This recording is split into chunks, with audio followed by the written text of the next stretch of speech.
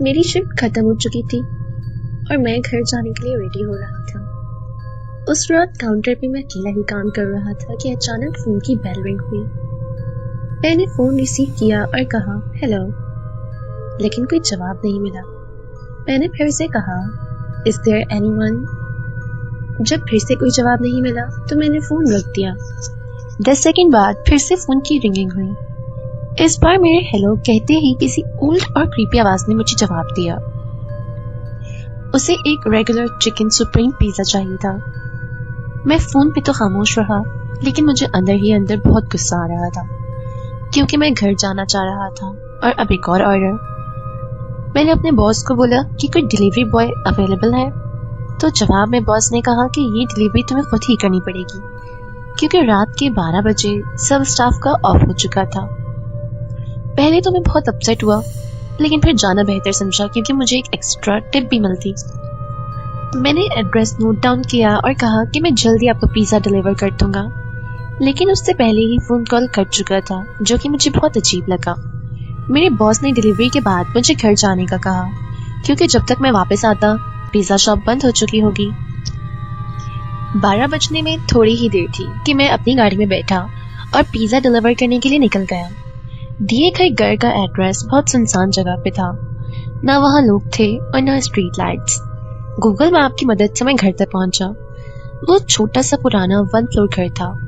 میں نے پیزا اٹھایا اور گھر کی طرف چل پڑا۔ اس گھر کی سب لائٹس آف تھیں۔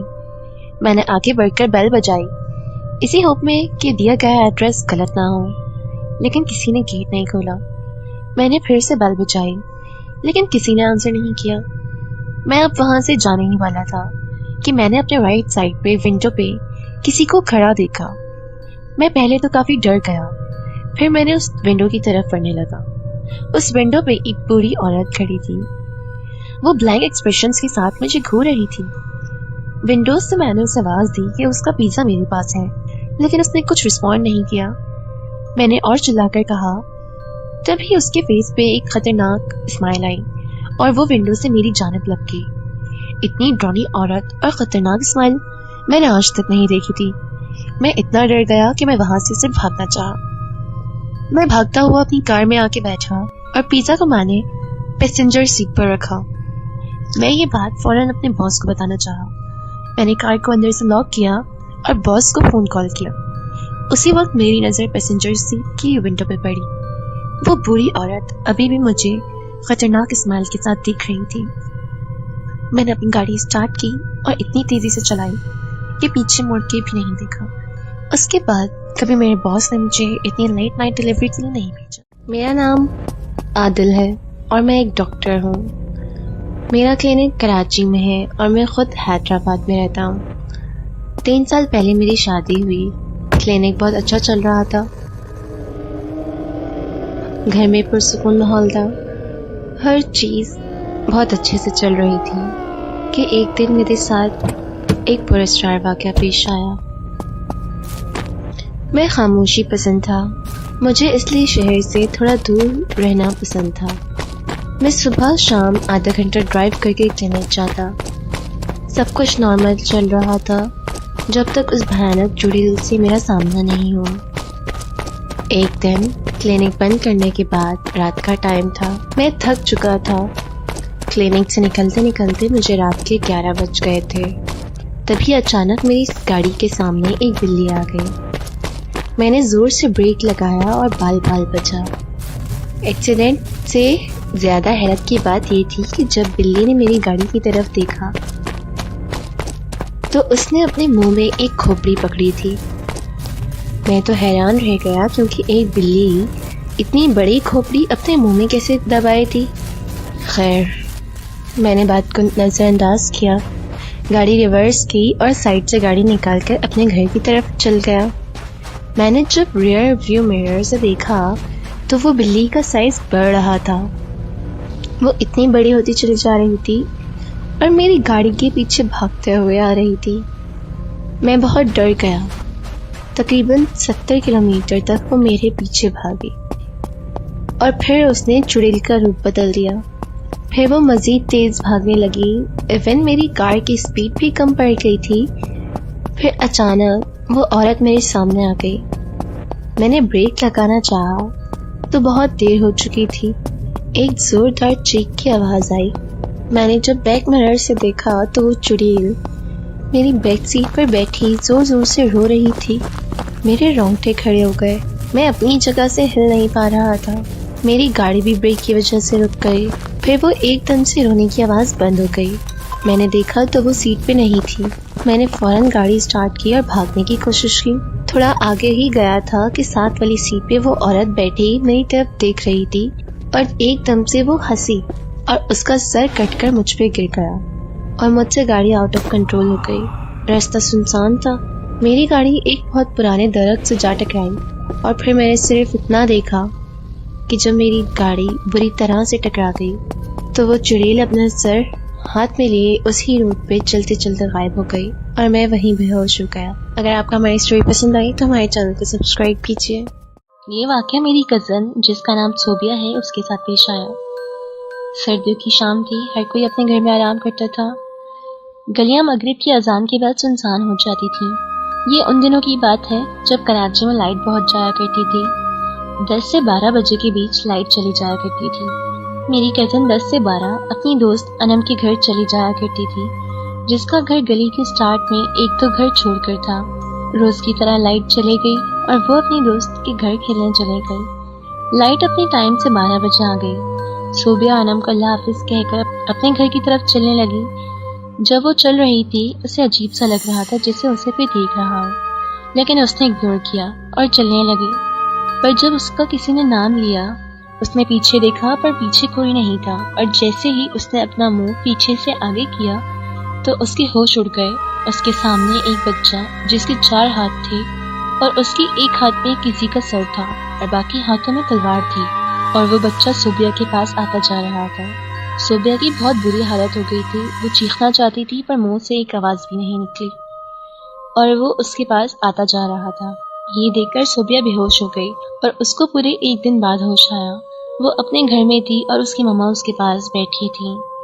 جب سب نے اس سے بے ہوش ہونے کی وجہ پوچھی تو اس نے سب کو سارا واقعہ سنایا اور اللہ کا شکر بھی کیا کہ وہ بچ گئی. کچھ مہینوں کے بعد ان لوگوں نے وہ گھر بھی چھوڑ دیا کیونکہ وہاں بہت سے ایسے واقعات ہونے لگ گئے تھے. شکریہ. میں اور میری بہن ایک کمرہ شیئر کرتے تھے. یہ بات تب کی ہے جب میں 9 سال کی تھی. ہم لوگ جب بھی رات میں سوتے تھے تو ہمیں بیڈ کے نیچے سے عجیب سی آوازیں آتی تھیں. ہم اگنور کر دیتے تھے کہ شاید گلی سے آ رہی ہوں, ہمارا وہم ہو. ایک دن میری بہن اور میں سو رہے تھے کہ اتفاقاً ہم دونوں کی ایک ساتھ آنکھ کھلی. ہم نے باتھ روم کے دروازے پر فوکس کیا تو دیکھا کہ وہاں ایک عورت کا سایہ نظر آ رہا ہے. میں ڈر گئی اور کچھ بول نہیں سکی. صبح اٹھ کر جب میں نے اپنی بہن کو یہ بات بتائی تو اس نے بھی کہا کہ میرے ساتھ ایسا ہی ہوا. ہمارے ساتھ ایسا ہوتا رہا اور ہم پوری رات ایک دوسرے کے ساتھ جڑ کر سوتے رہے. ہم نے مما کو بتایا تو انہوں نے کہا کہ تم لوگوں کا وہم ہوگا. ہمیں صبح کے وقت بھی کمرے میں عجیب سا محسوس ہوتا تھا. ہم سونے کے علاوہ کمرے میں جاتے ہی نہیں تھے. ہم نے بابا کو بتایا تو انہوں نے کچھ آیتیں لا کر دی جو ہم نے اپنے کمرے میں لگا دی, جس کے بعد ہمیں کچھ نظر نہ آیا. 1 مہینے بعد جب ہمارے گھر میں پینٹ ہوا تو وہ آیتیں اتارنا پڑی. اس کے بعد بھی کچھ نہیں ہوا مگر ایک رات جب میری آنکھ کھلی تو سامنے ایک لڑکی تھی جس نے مجھے ایک عجیب سی اسمائل دی. میں چیخ مارنے لگی تو میری آواز نہ نکلی. میرے آنسو نکلنے لگے. پھر میرے بازو پر ایک عجیب سا درد ہوا اور میری آنکھیں نہ چاہتے ہوئے بند ہو گئی. میں اتنا ڈر گئی تھی کہ اپنے منہ سے کمبل نہ ہٹا سکی. اور پھر صبح میری آنکھ کھلی تو میں نے بابا کو بتایا. پھر ہم نے وہ آیتیں دوبارہ کمرے میں لگا دیں. کمروں میں آیت الکرسی کا حصار تھا اس لیے وہ چیز دوبارہ کمرے میں نہ آ سکی. لیکن اس کے بعد وہی مخلوق مجھے میرے کمرے کے باہر نظر آنے لگی اور میرے کان میں کچھ شور کرتی رہی. اور پھر میں نے یہ بات بابا کو بتائی اور ہم نے پھر اپنے پورے گھر میں آیت الکرسی کے کچھ آیتیں لگا دی اور وہ چیز اس کے بعد مجھے کبھی نظر نہیں آئی. بہت سال پہلے کی بات ہے. ایک گاؤں میں ایک لڑکی تھی. دوسرے بچوں کی طرح اس کو بھی کھیل کود میں بہت مزہ آتا تھا اور بچے تو کسی کی سنتے ہی نہیں ہیں. تیز بارش ہو یا تیز دھوپ, بچوں کو تو بس کھیلنے سے ہی مطلب ہوتا ہے. سخت گرمیوں کا موسم تھا اور دوپہر کا وقت تھا. نور اپنی کزن شہانہ کے ساتھ اس جگہ گئی جہاں وہ ہمیشہ کھیلنے جاتی تھی. وہ جگہ ان کے گھر سے تھوڑی ہی دور تھی. وہاں پر ایک درخت تھا جہاں پہ بچیوں نے کھیلنے کے لیے ایک جھولا لگایا ہوا تھا. ویسے تو اس درخت کے پاس ہمیشہ ہی لڑکیاں موجود ہوتی تھیں، پر آج جیسے ہی نور اور اس کی کزن وہاں گئے تو وہاں پر کوئی بھی نہیں تھا. انہوں نے کہا کہ چلو اچھا ہے، آج ہم خود ہی مزہ کریں گے، اور نور جلدی سے جا کر جھولے پہ بیٹھ گئی. اور اس بات پر شہانہ کو غصہ آ گیا. شہانہ نے نور سے کہا کہ پہلے مجھے بیٹھنے دو، پر نور نے اسے نہیں بیٹھنے دیا اور شہانہ غصے میں اسے وہیں چھوڑ کر چلی گئی. نور کو یہ احساس ہی نہیں ہوا کہ نور وہاں پر اب اکیلی رہ گئی تھی. اچانک نور کو محسوس ہوا کہ جیسے اسے کوئی جھولے دے رہا ہے اور آہستہ آہستہ وہ اوپر تیز ہوا میں جا رہی تھی. اب وہ خود بھی ڈرنے لگی تھی کہ یہ اس کے ساتھ کیا ہو رہا ہے. نور وہاں پر چلانے لگی، پر وہاں کوئی بھی نہیں تھا جو اس کی مدد کرتا. نور کو عجیب عجیب آوازیں سنائی دینے لگی اور وہ اچانک اس جھولے سے گر گئی اور بے ہوش ہو گئی. کچھ دیر بعد جب اس کی آنکھ کھلی تو اس نے دیکھا کہ وہ اپنے ہی گھر میں ہے، پر وہ کچھ بولنے یا پھر کچھ کرنے کی حالت میں نہیں تھی. وہ سب کو بتانا چاہ رہی تھی کہ اس کے ساتھ کیا ہوا، پر وہ کچھ نہیں بول پا رہی تھی. دن بہ دن اس کی حالت خراب ہوتی جا رہی تھی. اس کے ماں باپ نے ہر ڈاکٹر ہر حکیم سے بات کر کے دیکھی، پر کوئی بھی اس کا علاج نہیں کر پا رہا تھا.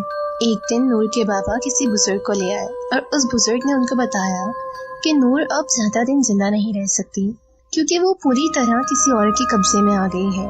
پھر بھی ان بزرگ نے اپنی طرف سے پوری کوشش کری کہ وہ نور کو بچا لیں، پر کچھ دن بعد ہی پتا چلا کہ نور اب اس دنیا میں نہیں رہی. سننے میں کچھ یوں آیا کہ مرنے سے کچھ دیر پہلے نور بالکل صحیح ہو گئی تھی اور اس نے اپنی ماں کو سب کچھ بتایا جو کچھ بھی اس کے ساتھ ہوا تھا. اور آخری بات جو اس نے بتائی تھی وہ یہ تھی کہ اس کی کان میں روز کوئی زور زور سے کہتا کہ موت کا کوئی علاج نہیں. یہ واقعہ میرے ماموں جان جو کہ اب کافی عرصے سے امریکہ میں رہتے ہیں ان کے ساتھ شہر بہاولپور میں پیش آیا. میرے ماموں ان دنوں CA کے امتحانات کی تیاری کر رہے تھے. شہر بہاولپور کا قدیم علاقہ فرید گیٹ ہمیشہ سے پر رونق رہتا تھا. رات کے وقت ماموں جان کچھ خریدنے فرید گیٹ آئے. مطلوبہ سامان لے کر واپس روانہ ہو رہے تھے. سردیوں کا دھند بھرا موسم تھا. رات کے 10 بج رہے تھے. فرید گیٹ سے نکلتے ہی سڑک کنارے ایک عورت جو کہ ایک برقع پوش تھی انہیں نظر آئی. ماموں نے موٹر سائیکل روک دیا. عورت نے کہا آپ کا احسان ہوگا مجھے بغداد اسٹیشن تک چھوڑ دیں. مجھے کوئی موٹر سائیکل رکشہ اور موٹر رکشہ نہیں مل رہا اور میرا جانا بہت ضروری ہے. ماموں جان کا گھر بغداد اسٹیشن سے 1 کلومیٹر پہلے تھا، لہٰذا انہوں نے اسے بیٹھنے کو کہا. وہ پیچھے بیٹھ گئی. 5 منٹ کے سفر کے بعد نیلے والی گلی آ گئی. ماموں جان نے اس کو کہا میرا گھر اسی گلی میں ہے مگر میں آپ کو آپ کے گھر تک چھوڑ دیتا ہوں. عورت خاموش رہی. بغداد اسٹیشن قریب آتا گیا اور سڑک سنسان ہوتی گئی. جو لوگ بہاولپور میں رہتے ہیں یا بہاولپور دیکھا ہوگا وہ سمجھ سکتے ہیں کہ ان دنوں بغداد اسٹیشن پہ پرانے خالی کوارٹر ہوا کرتے تھے. آبادی نہ ہونے کے قریب تھی. بغداد اسٹیشن کے سامنے مین روڈ پر موٹر سائیکل روک کر ماموں جان نے کہا کہ لیجیے آپ کی منزل آ گئی. وہ عورت بولی وہ سامنے 3 گلی چھوڑ کے میرا کوارٹر ہے وہاں اتار دے. ماموں جان نے حامی بھر لی. 2 گلیوں کے سامنے سے گزرتے ہوئے ماموں جان کو یوں لگا جیسے موٹر سائیکل پہ وزن بڑھ گیا ہے. ماموں جان بولی میری بہن یہ وقت اکیلے نکلنے کا نہیں ہے، اس وقت نہ نکلا کرو. عورت خاموش رہی. تیسری گلی میں ایک کوارٹر تھا جو اندھیرے میں ڈوبا ہوا تھا. وہ عورت بولی بس یہاں روک دو. عورت نیچے اتر گئی. ماموں جان نے موٹر سائیکل موڑ کر سلام کر کے موٹر سائیکل آگے بڑھانا چاہی مگر یوں لگا جیسے وزن بڑھ گیا ہو. موٹر سائیکل آگے بڑھنے کا نام ہی نہیں لے رہی تھی حتیٰ کہ موٹر سائیکل رک گئی. عجیب سی کیفیت میں ماموں جان نے کہا کہ یہ موٹر سائیکل کو کیا ہو رہا ہے. تو وہ عورت بولی یہاں آ کے آج تک کوئی واپس نہیں گیا. بڑی قسمت والا ہے تو کہ تیری ماں اس وقت تجھ پہ حفاظت کے لیے آیت الکرسی پڑھ کے بھوک رہی ہے. تیرے گلے میں جو تعویذ ہے وہ مجھے مجبور کر رہا ہے ورنہ اب تک میں تیرا سارا خون نکال کر پی چکی ہوتی. ماموں جان کپ کپاتے ہونٹوں سے اعوذ باللہ کہتے ہوئے موٹر سائیکل کو ریس دی اور موٹر سائیکل فراٹے بھرتی چل پڑی. بقول ماموں جان کہ انہیں نہیں پتا کہ وہ راستہ کیسے کٹا اور وہ کیسے گھر پہنچے. گھر آ کے زور زور سے دروازہ بجایا کہ سب کی آنکھ کھل گئی. گھر جا کے کچھ آواز بحال ہوئے. گھر والوں کو سارا قصہ سنایا. بات سنتے ہی دادی امی نے کہا ہاں کچھ دیر پہلے تمہارا خیال آیا کہ تم ابھی تک گھر نہیں آئے تو میں نے آیت الکرسی پڑھ کے تمہارا تصور کر کے پھونکی تھی. इस रात मामू जान सो न सके। जब आंख खुलती तो उनको लगता जैसे उनके पाँव पे कोई उंगलियां फेर रहा है। उस सारी रात पूरे घर में एक अजीब सी बदबू फैली रही। सुबह अम्मी ने मोहल्ले की औरतों को बुलवाकर आयतुल कुर्सी का खत्म करवाया, दुरूद शरीफ की महफिल करवाई तो घर से बदबू खत्म हो गई। कुछ दिन बाद एक दोस्त के हमरा दोपहर के वक्त मामू जान बगदाद स्टेशन तीसरी गली में उस क्वार्टर को देखने गए, मगर वहाँ क्वार्टर का तो नाम और निशान ही नहीं था। वहाँ तो एक कचरे का ढेर था बस। ये वाक़या है जब मैं खुद 18 साल की थी। तब हम अपनी दादी के साथ रहा करते थे। वो काफ़ी खूबसूरत और बड़ा घर था। ये वाक़या खुद मेरे साथ पेश आया जो मैं आज आप लोगों के साथ शेयर करने जा रही हूँ। कहानी शुरू करने से पहले हमारे चैनल को सब्सक्राइब कीजिए और बेल आइकन के बटन को दबाना मत भूलिए। कहानी कुछ ऐसे है कि रात का वक्त था, तकरीबन 3 बज रहे थे और गर्मियों के दिन थे। मेरी बहन मुझे कहने लगी कि मेरे साथ थोड़ी देर टेरेस में आ जाओ बाहर। हमारे कमरे के बाहर ही एक खूबसूरत टेरेस था जहाँ हम अपना पूरा दिन गुजारा करते थे। वहाँ टेरेस के बिल्कुल बीचों बीच एक झूला था जहाँ दिन भर बच्चे झूला झूलते थे। मैं अपनी बहन के साथ बाहर टेरेस में आ गई। वो पास ही एक चेयर पे बैठ गई और मैं झूले पे बैठ गई। हम बातें करने लग गए और वो फिर कुछ देर आंखें बंद करके बैठ गई। ठंडी हवा चल रही थी और मैं झूला झूलने लग गई। जैसे ही वो आंखें बंद करती हैं तो मुझे उनको डराने की शरारत सूझती है। मैं क्या करती हूँ, मैं उन्हें कहती हूँ कि बाजी आप फ़र्ज़ करें आप यहीं सो रही हैं और अचानक आपकी आंख खुलती है। आपकी आंख खुलने पे आप देखती हैं कि आपके सामने कोई झूला झूल रहा है, उसके बाल खुले हुए हैं और वो लाल कपड़ों में है। मैं उन्हें डराना चाह रही थी लेकिन मैं उन्हें अपना ही बता रही थी क्योंकि उस वक्त मैं लाल कपड़ों में थी और मेरे बाल खुले हुए थे। अभी ये अल्फाज मेरे मुंह में थे ही कि मैं इतनी ज़ोर से झूले से जा गिरी कि टेरेस के दूसरे किनारे पर गिरी। मेरा सर इतनी ज़ोर से ज़मीन से लगा कि मुझे चक्कर आ गए। समझ तो बिल्कुल नहीं आई कि क्या हुआ और कैसे हुआ, क्योंकि ना तो झूला कहीं से टूटा था और ना उसकी रस्सी। अगले 3 दिन मैंने तेज़ बुखार में गुजारे। अम्मी मुझ पे पढ़ पढ़ के दम करती रहीं और फिर समझाया कि बेटा आसमानी मखलूक और जन्नत तो हर जगह मौजूद हैं। अलबत्ता तो वो हमें तंग नहीं करते लेकिन अक्सर अपने होने का एहसास ज़रूर दिलाते हैं। उस रात मुझे नहीं मालूम मैं कैसे गिरी थी, लेकिन उन्होंने हमें अपनी मौजूदगी का एहसास दिलाया था। हमारे टेरेस पे अगर कुछ था भी तो उन्होंने हमें कभी परेशान नहीं किया था। वो कुछ हवाई मखलूक ही थी जिसकी वजह से मैं गिरी थी। खैर, ये वाक़या मुझे आज भी याद आता है तो मैं डर जाती हूँ और झूले पर बैठने से डरती हूँ। ये कहानी मुझे मेरी अम्मी ने सुनाई थी। वो बताती हैं कि ये कहानी मेरी नानी के वक्त की है। ये किस्सा उनके गांव में पेश आया। ये वाक़या सच्चा है जो कि उनकी पड़ोसन के साथ पेश आया। एक औरत थी जिसे औलाद की बेहद ख्वाहिश थी। वो अल्लाह से बहुत दुआएं करती और रो रो के औलाद मांगती। हमेशा उसका शौहर समझाता कि हर काम का एक वक्त मुकर्रर है, तुम बस अल्लाह से दुआ किया करो, अल्लाह पाक हमें औलाद ज़रूर देंगे। उसकी मुसलसल दुआओं के बाद शादी के 10 साल के बाद अल्लाह पाक ने उन्हें बहुत खूबसूरत और हसीन बेटे से नवाजा। वो लोग बहुत खुश हुए और उन्होंने पूरे गांव में जश्न मनाया, मिठाइयाँ बांटी। उनके घर में एक सहन था जहाँ गर्मियों में सब सोया करते थे। गर्मियों के दिन थे, सब जश्न मना के फारिग हुए और सहन में सो गए। अभी बेटे को आए हुए चंद रोज़ गुजरे थे कि ये वाक़या पेश आया। एक रात बच्चा और उसकी माँ सहन में सो रहे थे कि अचानक माँ की आंख खुलती है और वो ये देखती है कि उसका बच्चा उसके पास नहीं है। घर में ढूंढती है, पड़ोस में, यहाँ तक कि पूरे गांव में बात फैल जाती है कि उसका बच्चा घर से गायब है। सब लोग बहुत परेशान होते हैं कि बच्चा, चंद दिन का बच्चा अपने घर से कैसे गायब हो सकता है। घर में किसी को मालूम नहीं, सब सो रहे हैं लेकिन बच्चा अपनी जगह पे नहीं है। ना तो पड़ोस में मिला, ना तो गांव में किसी को पता। माँ का तो रो रो के हाल बेहाल था, किसी को नहीं पता कि बच्चा कहाँ गया।